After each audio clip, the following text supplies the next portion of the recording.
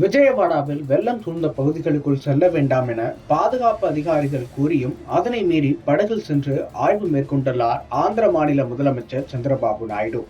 ஆந்திராவில் பெய்து வரும் கனமழை காரணமாக வெள்ளிக்கிழமை இரவு முதல் 8 பேர் பலியாகியுள்ளனர். வங்காள விரிகுடாவில் உருவான குறைந்த காற்றழுத்த தாழ்வு மண்டலம் காரணமாக ஆந்திரா, தெலங்கானா மாநிலங்களில் கனமழை கொட்டி வருகிறது. வெள்ளிக்கிழமை இரவு முதல் ஆந்திராவின் கடலோர மாவட்டங்களில், குறிப்பாக விஜயவாடாவில் பெய்து வந்த தொடர் மழையால் வெள்ளப்பெருக்கு ஏற்பட்டுள்ளது. விஜயவாடாவில் உள்ள சனபு பட்டிலா சென்டரில் உள்ள வீட்டின் மீது பாறாங்கல் ஒன்று விழுந்ததில் ஒரே குடும்பத்தைச் சேர்ந்த 4 பேர் பலியாகியுள்ளனர். குண்டூர் மாவட்டம் உப்பளபாடு என்ற இடத்தில் ஒரு ஆசிரியர் மற்றும் 2 மாணவர்களை காருடன் வெள்ளம் அடித்துச் சென்றது.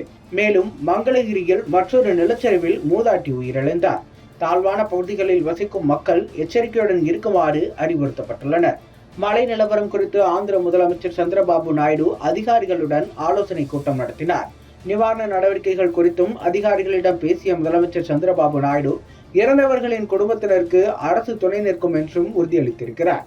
மாநிலத்தின் பல பகுதிகளில் கனமழை பெய்து வரும் நிலையில் கடுமையான வெள்ளம் மற்றும் நிலச்சரிவு காரணமாக ஆந்திராவில் இயல்பு வாழ்க்கை முடங்கியுள்ளது. இதனால் தெலுங்கு தேசம் கட்சி உறுப்பினர்கள் வெள்ளத்தால் பாதிக்கப்பட்ட பகுதிகளில் நிவாரண பணிகளில் உதவுமாறு சந்திரபாபு நாயுடு உத்தரவிட்டுள்ளார். இந்நிலையில் இன்று விஜயவாடா பகுதியில் நேரடி ஆய்வு மேற்கொண்ட சந்திரபாபு நாயுடு, அப்போது வெள்ளத்தால் கடுமையான பாதிக்கப்பட்ட பகுதிகளில் நீரின் அளவு குறையாமல் இருந்து வருவதால் அப்பகுதிக்கு படகில் செல்வது பாதுகாப்பானது இல்லை என பாதுகாப்பு அதிகாரிகள் தெரிவித்தனர். ஆனால் அதனையும் மீறி படகில் சென்று ஆய்வு மேற்கொண்டார் முதலமைச்சர் சந்திரபாபு நாயுடு. லைஃப் ஜாக்கெட் அணிந்தபடி அவர் படகில் சென்று வெள்ளத்தால் பாதிக்கப்பட்ட பகுதியில் ஆய்வு செய்தார். பாதிக்கப்பட்ட மக்களுக்கு ஆறுதல் தெரிவித்த சந்திரபாபு நாயுடு, நிவாரண உதவிகள் விரைவாக வழங்கப்படும் என்றும் ஆந்திர அரசு மக்களோடு துணை நிற்கும் என்றும் உறுதியளித்தார்.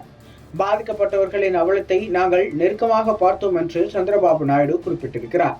வெள்ளம் வடியும் வரை நிலைமையை தொடர்ந்து கண்காணிப்போம். பாதிக்கப்பட்டவர்களுக்கு உணவு, குடிநீர் உள்ளிட்ட உதவிகள் உடனடியாக வழங்கப்படும் என்றும் முதலமைச்சர் உறுதியளித்திருக்கிறார்.